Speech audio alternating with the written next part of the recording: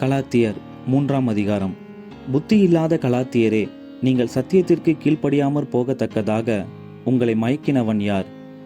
இயேசு கிறிஸ்து சிலுவையில் அறையப்பட்டவராக உங்கள் கண்களுக்கு முன் பிரத்தியட்சமாய் உங்களுக்குள்ளே வெளிப்படுத்தப்பட்டிருந்தாரே. ஒன்றை மாத்திரம் உங்களிடத்தில் அறிய விரும்புகிறேன். நியாயப்பிரமாணத்தின் கிரியைகளினாலேயோ விசுவாச கேள்வினாலேயோ எதினாலே ஆவியை பெற்றீர்கள்? ஆவியினாலே ஆரம்பம் பண்ணின நீங்கள் இப்பொழுது மாம்சத்தினாலே முடிவு பெறப்போகிறீர்களோ? நீங்கள் இத்தனை புத்தியினரா?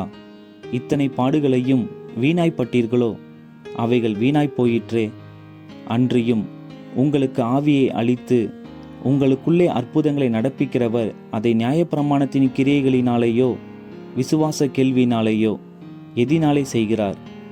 அப்படியே ஆபிரகாம் தேவனை விசுவாசித்தான், அது அவனுக்கு நீதியாக எண்ணப்பட்டது.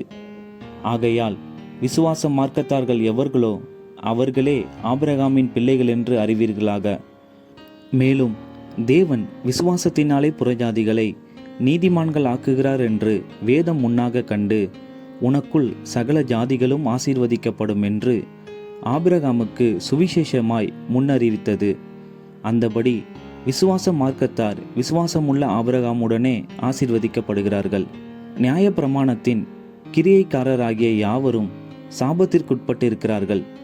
நியாயப்பிரமாண புஸ்தகத்தில் எழுதப்பட்டவைகளை எல்லாம் செய்யத்தக்கதாக அவைகளில் நிலைத்திராதவன் எவனோ அவன் சபிக்கப்பட்டவன் என்று எழுதியிருக்கிறதே.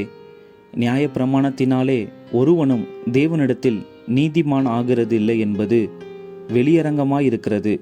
ஏனெனில் விசுவாசத்தினாலே நீதிமான் பிழைப்பான் என்று எழுதியிருக்கிறதே. நியாயப்பிரமாணமோ விசுவாசத்திற்குரியதல்ல, அவைகளை செய்கிற மனுஷனே அவைகளால் பிழைப்பான். மரத்திலே தூக்கப்பட்ட எவனும் சபிக்கப்பட்டவன் என்று எழுதியிருக்கிறபடி கிறிஸ்து நமக்காக சாபமாகி நியாயப்பிரமாணத்தின் சாபத்திற்கு நம்மை நீங்களாக்கி மீட்டு கொண்டார். ஆபிரகாமுக்கு உண்டான ஆசீர்வாதம் கிறிஸ்து இயேசுவினால் புறஜாதிகளுக்கு வரும்படியாகவும், ஆவியை குறித்து சொல்லப்பட்ட வாக்குத்தத்தத்தை நாம் விசுவாசத்தினாலே பெறும்படியாகவும் இப்படியாயிற்று. சகோதரரே, மனுஷர் முறைமையின்படி சொல்லுகிறேன். மனுஷர்களுக்குள்ளே உறுதி பண்ணப்பட்ட உடன்படிக்கையை ஒருவனும் தள்ளுகிறதுமில்லை, அதனோடே ஒன்றையும் கூட்டுகிறதும் இல்லை. ஆபிரகாமுக்கும் அவனுடைய சந்ததிக்கும் வாக்குத்தத்தங்கள் பண்ணப்பட்டன. சந்ததிகளுக்கு என்று அநேகரை குறித்து சொல்லாமல் உன் சந்ததிக்கு என்று ஒருவனை குறித்து சொல்லியிருக்கிறார். அந்த சந்ததி கிறிஸ்துவே. ஆதலால் நான் சொல்லுகிறது என்னவெனில், கிறிஸ்துவை முன்னிட்டு தேவனால் முன் உறுதி பண்ணப்பட்ட உடன்படிக்கையை 430 வருஷத்திற்கு பின்பு உண்டான நியாயப்பிரமாணமானது தள்ளி வாக்குத்தத்தத்தை வியத்தமாக்க மாட்டாது. அன்றியும் சுதந்திரமானது நியாயப்பிரமாணத்தினாலே உண்டானால் அது வாக்குத்தத்தத்தினாலே உண்டாயிராது. தேவன் அதை ஆபிரகாமுக்கு வாக்குத்தத்தத்தினாலே அருளி செய்தாரே. அப்படியானால் நியாயப்பிரமாணத்தின் நோக்கம் என்ன? வாக்குத்தத்தத்தை பெற்ற சந்ததி வருமளவும் அது அக்கிரமங்களின் நிமித்தமாக கூட்டப்பட்டு தேவ தூதரை கொண்டு மத்தியஸ்தன் கையிலே கட்டளையிடப்பட்டது. மத்தியஸ்தன் ஒருவனுக்குரியவன் அல்ல, தேவனோ ஒருவர். அப்படியானால் நியாயப்பிரமாணம் தேவனுடைய வாக்குத்தத்தங்களுக்கு விரோதமா? அல்லவே. உயிரை கொடுக்கத்தக்க நியாயப்பிரமாணம் அருளப்பட்டிருந்ததானால் நீதியானது நியாயப்பிரமாணத்தினால் உண்டாயிருக்குமே. அப்படி இராதபடியால் இயேசு கிறிஸ்துவை பற்றும் விசுவாசத்தினாலே பலிக்கிற வாக்குத்தத்தம் விசுவாசம் உள்ளவர்களுக்கு அளிக்கப்படும்படி வேதம் எல்லாரையும் ஏகமாய் பாவத்தின் கீழ் அடைத்து போட்டது. ஆதலால் விசுவாசம் வருகிறதற்கு முன்னே வெளிப்படப் போகிற விசுவாசத்திற்கு ஏதுவாக நாம் அடைக்கப்பட்டவர்களாய் நியாயப்பிரமாணத்தின் கீழ் காவல் பண்ணப்பட்டிருந்தோம்.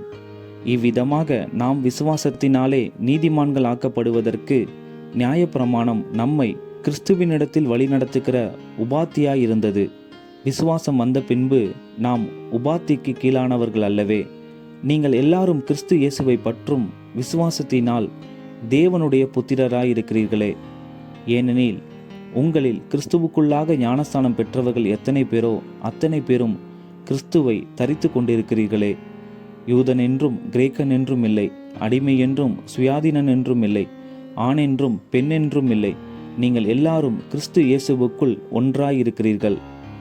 நீங்கள் கிறிஸ்துவினுடையவர்களானால் ஆபிரகாமின் சந்ததியாராயும் வாக்குத்தத்தத்தின்படியே சுதந்திரராயும் இருக்கிறீர்கள்.